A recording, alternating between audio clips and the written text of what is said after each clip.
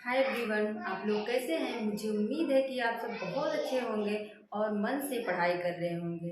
दोस्तों, मन से पढ़ाई करना बहुत ज़रूरी है क्योंकि कभी कभी होता है कि हम पढ़ते तो रहते हैं लेकिन हमारा जो मन है, हमारा ध्यान है वो कहीं और रहता है। हमें इस तरह से बिल्कुल नहीं पढ़ना है। हम भले ही कम पढ़े, दिन में दिन रात को मिला के 5-6 घंटे या 2-4 घंटे ही पढ़े, लेकिन आप क्या करिए, मन से पढ़िए, लगन से पढ़िए। क्योंकि ये जो समय है ना, ऐसे निकल जाएगा कि पता ही नहीं चलेगा। मैं आज अब दिन में एक चीज़ महसूस की कि गरीबी बहुत ही बेकार चीज़ है। और गरीबी में पैदा होना गलत बात नहीं है, लेकिन गरीबी में मर जाना बहुत गलत बात है। और गरीबी से बाहर निकलना ये आपके हाथ में है। आप उसको आप समय पे अगर चेत गए, सबसे बड़ी बात है कि आप समय पे अगर चेत गए तो पूरी जिंदगी आप आराम से रहेंगे और आपकी जो आने वाली पीढ़ी है वो भी बहुत ही अच्छे से रहेगी, अच्छे से पढ़ाई लिखाई कर सकेगी। नहीं तो फिर छोटी छोटी चीज़ों के लिए, हमारी मूलभूत आवश्यकताओं के लिए हमें सोचना पड़ता है कि हम कैसे पूरा करें। हमारे बच्चे, अगर उनका कुछ खाने का मन कर रहा है या कुछ पहनने का मन कर रहा है, जो उनकी ज़रूरत की चीज़ें जैसे चप्पल जैसी जो हमेशा ज़रूरत होता है कि चप्पल होना चाहिए, वो भी नहीं पूरा कर पाए तो हमारा जीना शायद जीने का कोई मतलब ही नहीं है। तो आप लोग ध्यान से पढ़िए, मन से पढ़िए और अपने माँ बाप की गरीबी को दूर करिए, ताकि आप लोगों का भविष्य भी उज्जवल हो सके, आपके माँ बाप का सपना साकार हो। देखते हैं, हम द्विवेदी युग के कवियों की जो पंक्तियां थी उनको ट्रिक के माध्यम से याद कर लिए थे, लेकिन मैथिली शरण गुप्त जो हैं उनकी जो पंक्तियां हैं वो क्या है, बहुत ज़्यादा थी। इसलिए मैंने क्या किया था कि उसको दूसरे पार्ट में सोचा दूंगी। तो आज जो है मैथिली शरण गुप्त की पंक्तियां, इनकी पंक्तियां दो जगह, 2-3 रचनाओं से पूछी जाती है। 2-3 रचनाएं हैं। एक तो इनकी भारत भारती है, दूसरी इनकी साकेत है और यशोधरा से भी पूछा गया है। तो आप लोग भारत भारती जानते हैं, 1912 में लिखी गई, जिसके प्रभाव से महात्मा गांधी ने इनको क्या कहा, राष्ट्रीय कवि की उपाधि दी थी। और साकेत तो जो है एक महाकाव्य है, जिसके आधार पर इन्हें क्या कहा जाता है, आधुनिक युग का तुलसीदास कहा जाता है।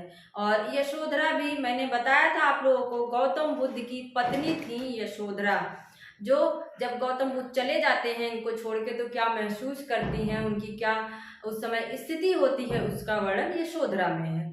तो आप लोगों को थोड़ा सा विषय की जानकारी होनी चाहिए, ताकि हम पंक्तियों को क्या करें, समझ सके कि हाँ ये पंक्ति यहाँ से है और ये रचना किसकी है, इस कवि की है या मैथिली शरण गुप्त की है।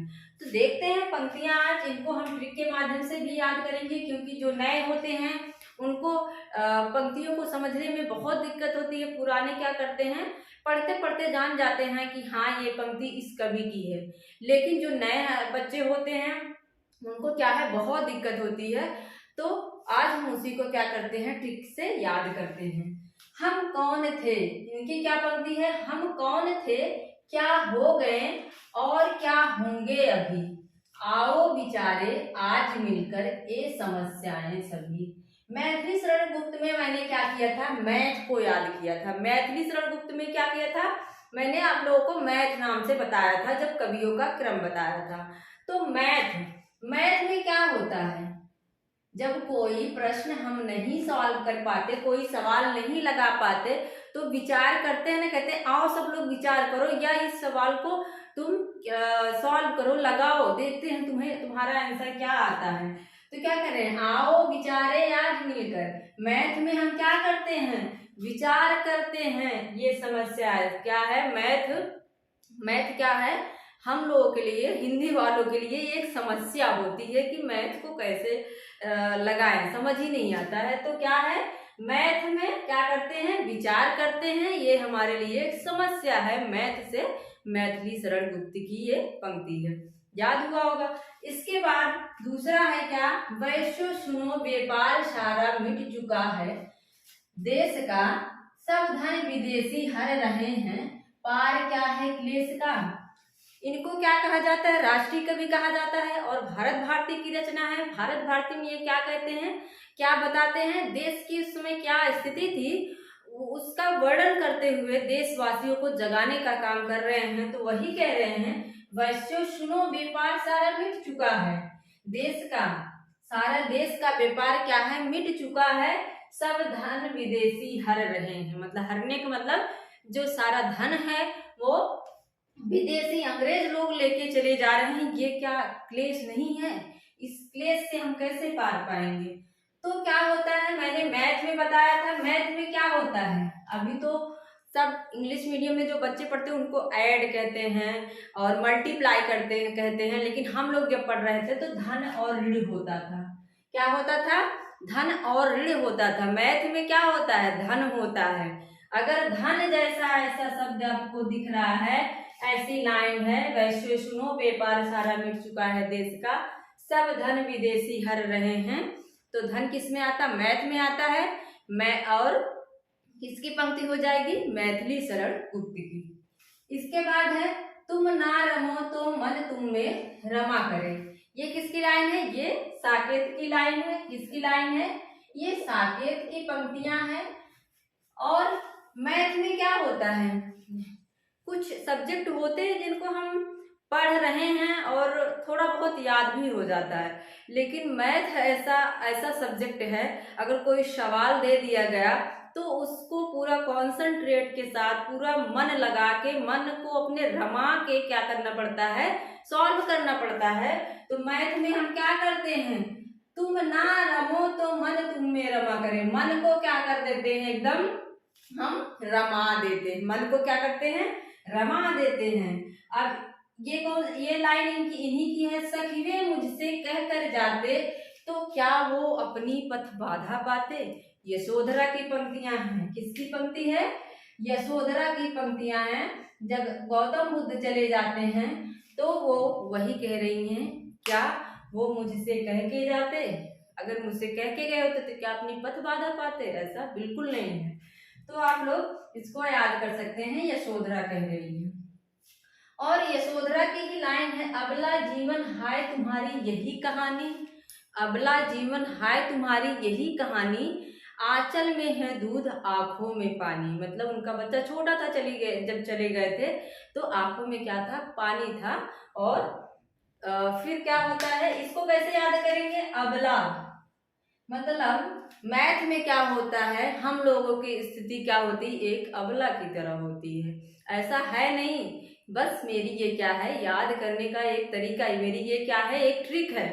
तो मैथ में क्या होता है, हमारी स्थिति क्या होती है, एक अबला की तरह होती है। अबला शब्द दिख रहा है, अबला आ रहा है, अबला हाय जीवन तुम्हारी यही कहानी, तो हम किसको लगा देंगे, मैथिली सरल गुप्त को। फिर है, केवल मनोरंजन ना कवि का कर्म होना चाहिए, उसमें उचित उपदेश का भी मर्म होना चाहिए।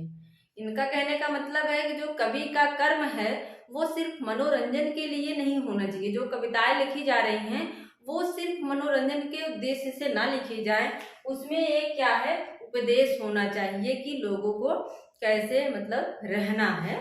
तो इसको क्या करेंगे, ये जो मैथ है क्या वो मनोरंजन का सब्जेक्ट है, भले ही उसमें तरीके अलग हों, इस तरह से उस तरह से पढ़ा दिए जाए, लेकिन जो मैथ की स्थिति होती है उसमें क्या होता है कि उसमें मनोरंजन नहीं होता, बस उसको एकदम सीरियस होके प्रश्न को सॉल्व करना होता है। मैथ में क्या होता है, केवल मनोरंजन नहीं होता है, केवल उसमें बस कर्म होता है। इस तरह से हम याद कर सकते हैं। वेदने तू भी भली बनी, पाई मैंने आज तुझी में अपनी चार धनी। वेदने तू भी भली, ये साकेत की पंक्तियां हैं। और ये कहाँ की है, ये भारत भारती की है। ये कहाँ की है, भारत भारती की पंक्ति है। और ये कहाँ की है, साकेत की। इतना आप लोग याद कर लेना। वेदने तू भी भली, ये कौन कह रहा है, वेदने तू भी भली उर्मिला कह रही है। पाई मैंने आज तुझी में अपनी चार धनी, मैंने धन यहाँ भी बताया था देखो, और यहाँ भी धनी आया है, तो धनी को हम क्या कर लेंगे, धन कर लेंगे। मैथ में क्या आता है, धन आता है। तो किसकी पंक्ति हो जाएगी ये? मैथिली शरण गुप्त की। आप लोगों को याद हो ही गया होगा, अगर नहीं याद होता है तो आप लोग फिर से इसको देखें, क्योंकि पंक्तियों को याद करने का इससे अच्छा कोई और तरीका नहीं है। बहुत सारी पंक्तियां हैं, हम उसको अगर याद करते बैठेंगे तो हमारा पूरा समय ही खत्म हो जाएगा, एग्जाम जो रहेगा वो भी खत्म हो जाएगा, लेकिन पंक्तियां हमें नहीं याद होंगी। तो पंक्तियों को आप ऐसे याद कर सकते हैं। यहाँ पे मैंने बताया था, आओ विचारे मिलकर सभी। मैथ में हम क्या करते हैं? विचार करते हैं, और मैथ में ही धन होता है, और मन लगा के उसमें रमा के हमें मैथ को सॉल्व करना होता है। यहाँ भी मैंने वो बताया था कि मतलब सखी वो चले गए थे, और अबला, हमारी स्थिति क्या होती है? अबला होती है मैथ में। केवल मनोरंजन ही कवि का कर्म नहीं, मतलब मैथ जो है वो मनोरंजन का सब्जेक्ट नहीं है। वेदने तू भी भली चाह धनी, इसमें क्या है? धन आया है। इस तरह से आप लोग मैथिली शरण गुप्त की पंक्तियों को आसानी से याद कर सकते हैं। मेरा पूरा वीडियो देखने के लिए आप लोगों को बहुत बहुत धन्यवाद। और अगर आप लोग मेरे चैनल पर नए हैं तो प्लीज़ सब्सक्राइब जरूर करना और शेयर भी करना, ताकि जो दिक्कतें होती हैं लोगों को समझने में, पढ़ने में, याद करने में, वो सारी प्रॉब्लम क्या है? सॉल्व हो जाए। और आप लोगों का बहुत बहुत धन्यवाद। Thank you.